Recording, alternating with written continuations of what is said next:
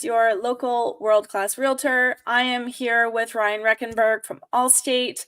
We are starting an insurance series of education for the right information, maybe not just what you think about insurance, but the actual valid, correct information. And so we are going to start this series about auto insurance, and we're going to cover liability and collision and comprehensive.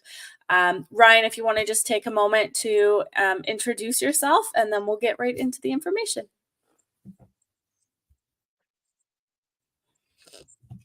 Absolutely. So my name is Ryan Reckenberg. I'm one of the local agents here for Belleville for Allstate. I've been in insurance for 2 years with Allstate, 5 years before that as well. I came out of commercial real estate originally. And yeah, correct information is always the best information to get out to people. So that's I strongly stand behind that sentence, Michelle. And I Now, think that's important do you too. want me to just jump Do you want me Yeah. to just jump in and kind of tell the people? Okay. So essentially the way I see it and the way it's always been described is that there's three silos, if you're thinking like grain silos of coverage for personal vehicle or for any auto insurance. So you have the liability, which if you're thinking about it, best way to imagine it is that's any damage that is done to a vehicle or person that's not yours. And then comprehensive is damage that is done that doesn't fit under the category of collision. And then you have the big one of collision, which protects you and your property. So if you've hit another vehicle and you've done damage to the person and to the vehicle, liability. If it's your vehicle, collision. If an animal or an object hits you, if there's theft, fire, vandalism, all of that would fall under comprehensive. So you get a lot of people who say, I just want fire coverage or I just want the fire and theft.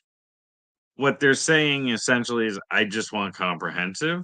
And it can get very confusing because there's different coverages for each thing. And in a lot of cases it's overly convoluted and overly complicated for what the general person needs to know, but that's essentially what you'd be looking at is a comprehensive in that case. So So I have a quick easiest question. way. Yeah. So if I have a vehicle that I own sitting in the driveway that's not being used, fire and theft, is that some like I'm not going to be driving it. It's just literally sitting in the driveway.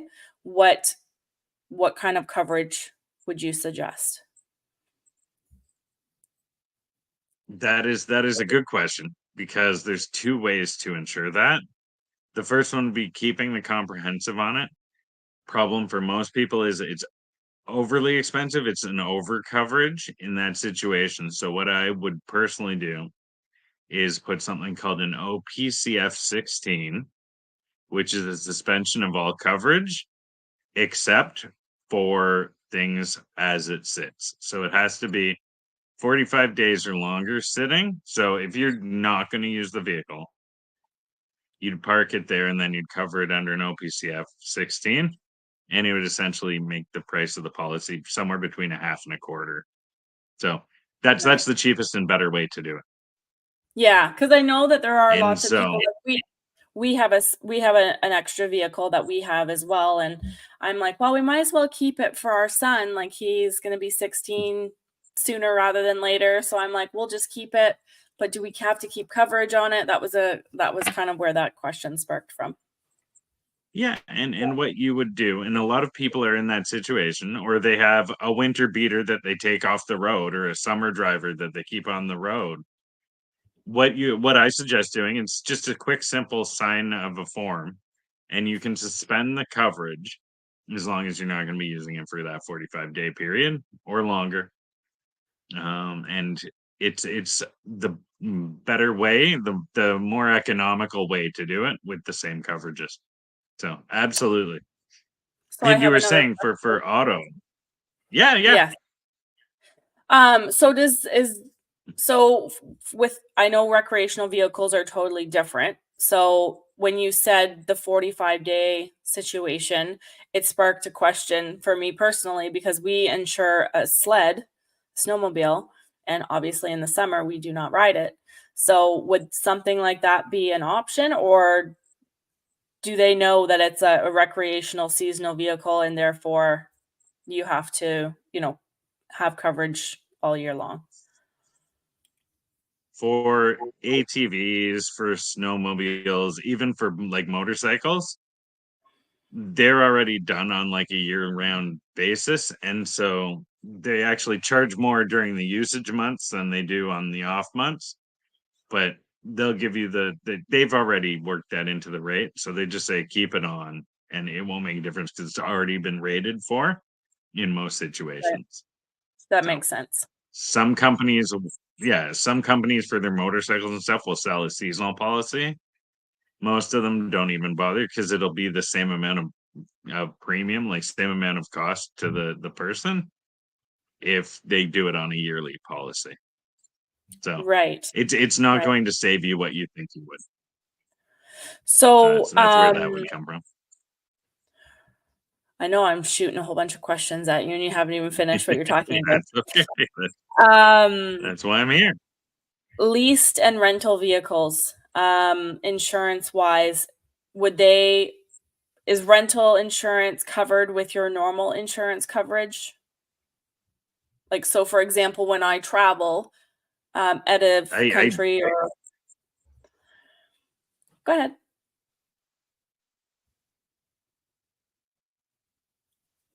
yeah. So if you're there's two different ways to think about it. There's one rental coverage that is if you're in an accident with your own car or it goes to the shop, the insurance company would pay for you to have a rental for the period while it's gone. That's one type of coverage. The one that you're talking about where you're going overseas, again, it has a fancy number in a title. It's an OPCF 27, and it will cover you anywhere in North America for a rental. They don't cover international. So like if you're going to the UK, if you're covering anywhere, take the rental coverage from the company. Like that would be my recommendation for any one of my clients, any of my family members. Take the rental coverage from the company. Right. If it's within North America, and I mean that's counting tiny little places. Like we're talking like Bonaire, Aruba, any of the islands as well as Mexico, like the anywhere in the US and Canada. It's OPCF 27. So if you rent a lot of vehicles or if you're a business person who travels quite a bit and gets rentals, OPCF 27 is your best friend because I worked it out mathematically one day.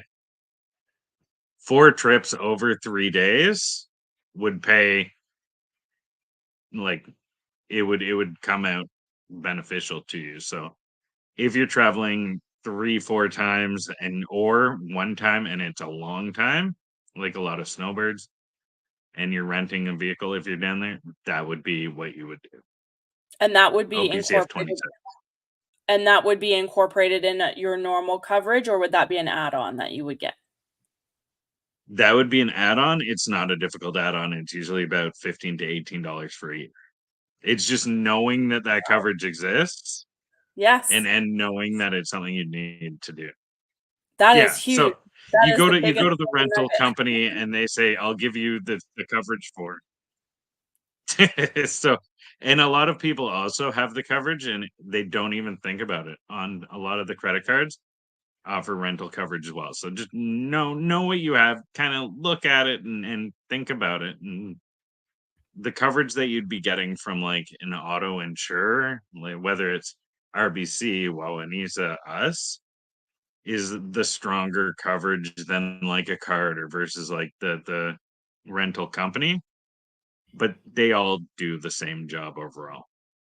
Right, and So so did you say it was that if you $18 want a me year? to fire another, it can be around there. That's the average. Yeah, Wow. it's not expensive at all. I think the That's highest I've ever every seen it realtor out there needs to know is that, and business owner. I I think I've seen the highest one I've ever seen was $48 a year, which works out to about $2. Like Wow. over if you're $2 to $3. Yeah. So Wow. the other interesting thing that's come down the pipelines recently, like from the Ontario government, was this is your piece of news for today, was they said they were trying to fight against rising prices for insurance. And one of the things they've decided to do and make optional is under your liability, you have something called DCPD, which means direct, yeah, they're all fancy acronyms. It's direct compensation and property damage. They're going to give drivers the option to opt out of the coverage for their insurance for a savings. That's the concept. And it's a good idea until you really delve down and you know what it is and what they're talking about. DCPD is essentially the coverage overall that pays damage to other people. So essentially, the main part of why people want the insurance is to protect themselves in the case they're in an accident and they have to pay damage to other people, whether it's their vehicles or whether it's medical. Hmm. DCPD is that coverage. And so they're saying, we'll let you get rid of this coverage for the savings on your insurance, but that's the main purpose. So I like it boggled my mind when I heard what the solution was. And it's just been announced, and I couldn't believe what I had heard when they and most people who hear that think savings on insurance, that would be great. Can I opt out of this? And it's going to be a lot of conversations about no, it's a terrible idea. That's why we're here. It's so Yeah, yeah. and Yeah, because people will always wanna cut corners and cut costs, right? But really that's what protects you, it seems like, right? And the other people? exactly. And there's cutting costs and there's cutting the fat and trying to be streamlined with your coverage, but then there's being intelligent about it and knowing what coverage you should really rely on. And I get a lot of the phone calls and a lot of the things after the accidents have occurred. What's happening is they panic about all of the coverage and do they have enough coverage? If you opt out of something like that, all of the responsibility would then fall on the driver.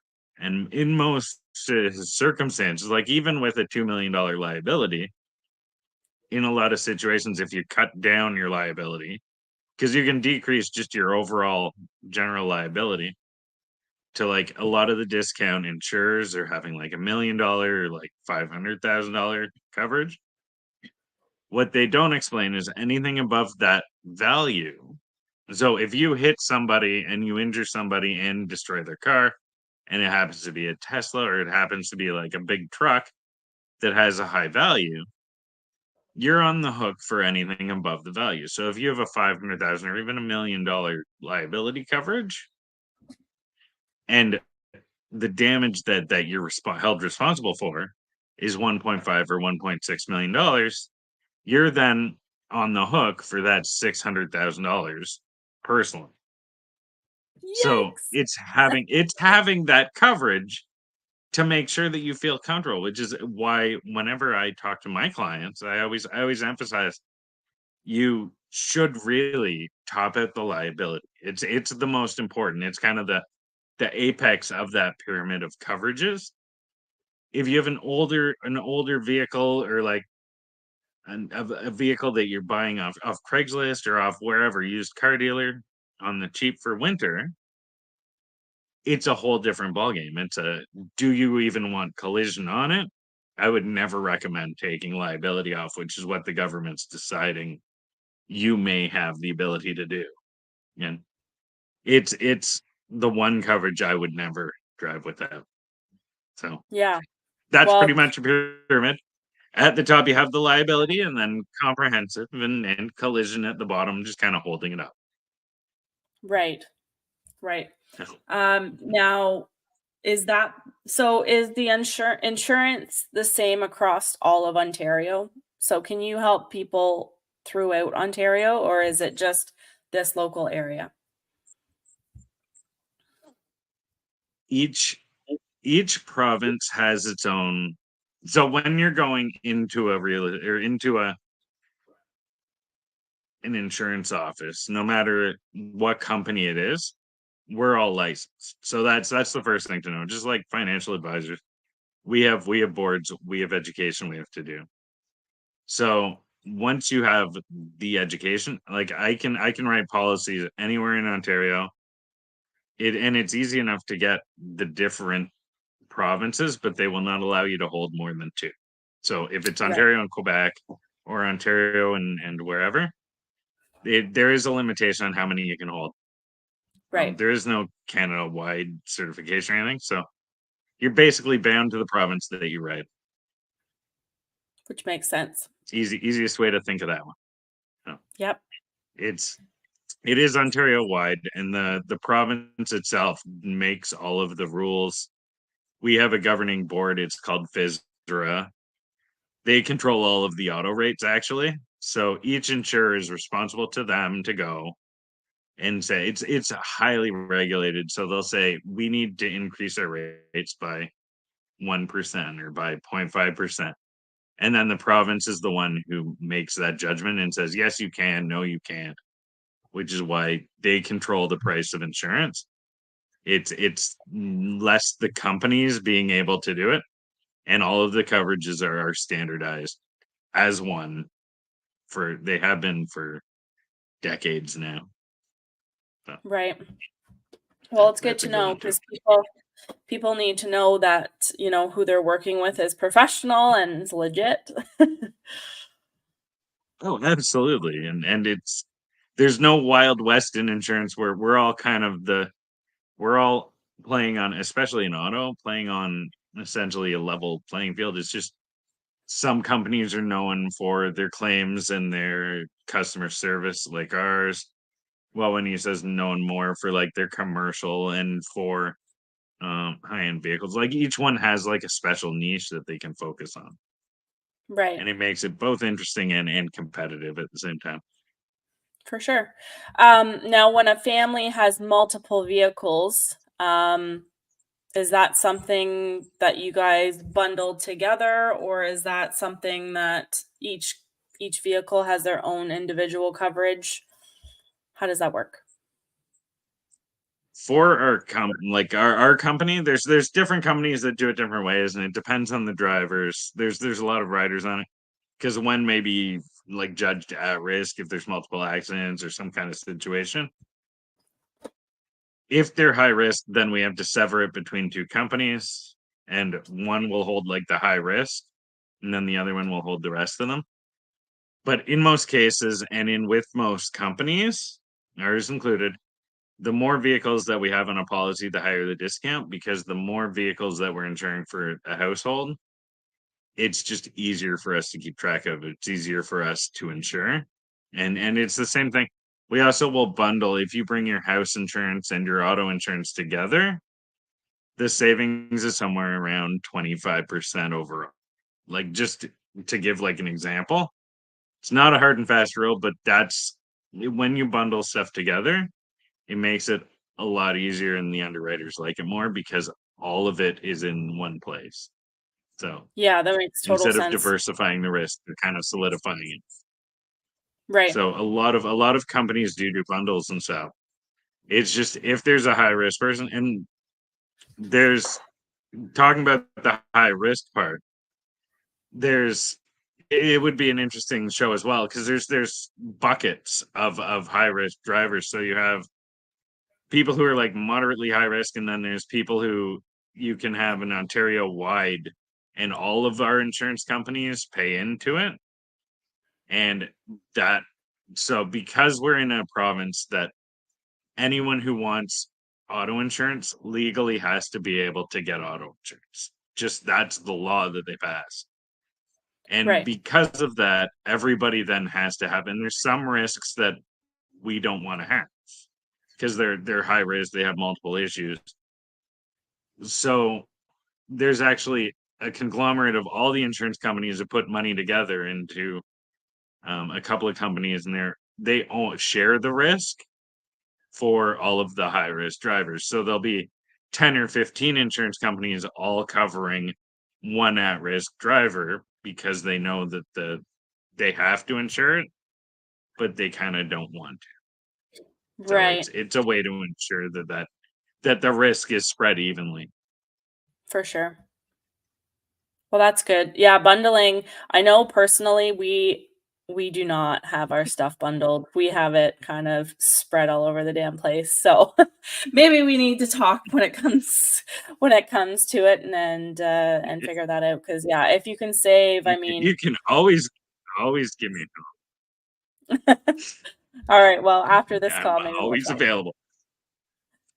So yeah. So But is there anything else you wanted to add?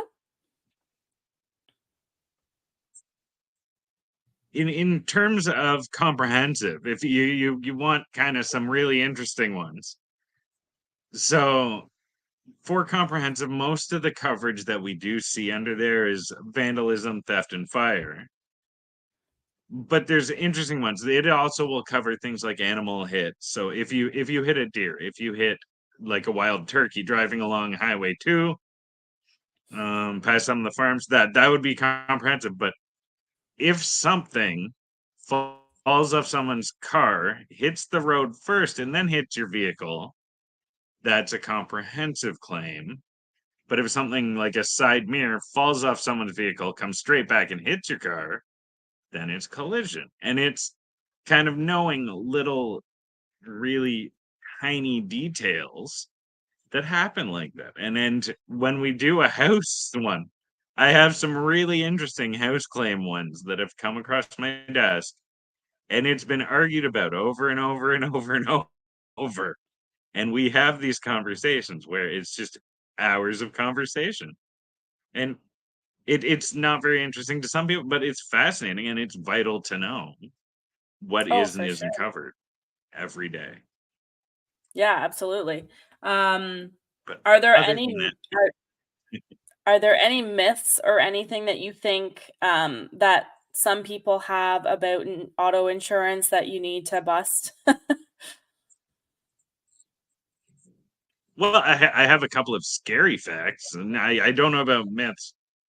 One of the myths, I suppose, is people say like there are people who can't get insurance in Ontario, and that's as I covered before. That's an absolute myth because anybody will be able to get insurance in Ontario. It may not be affordable in some situations, but it's always insurable. Now, one of the scary facts that I came across was something like 18% of drivers in the US and in Canada drive without insurance. That's And pretty high. that is a scary fact to think.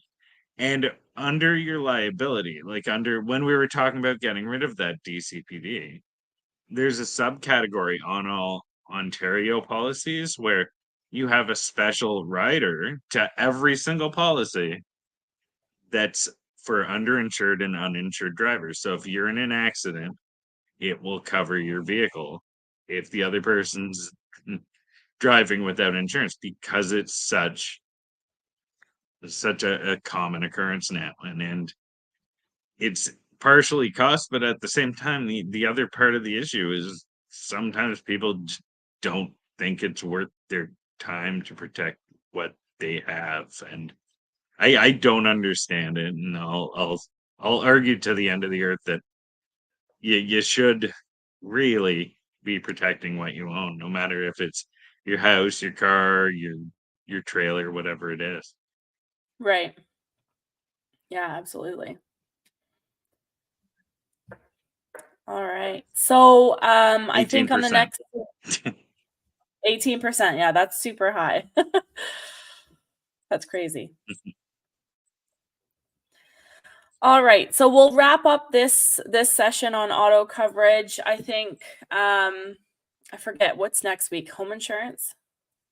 I think we're gonna talk about home insurance. I do believe so. Yeah, so we'll talk about home insurance on the next one. But if you guys have any questions whatsoever, please comment below. We will make sure that your questions get answered. And Ryan, how can people reach you? You can either come into my office. I am there sometimes in Belleville, and at the Allstate office at 365 North Front, or you can call my office. I'll put my number in the comments below. I'll also put the address so people can find me there. Perfect. Awesome. Well, thank you, Ryan, so much. And we'll see you on the next one.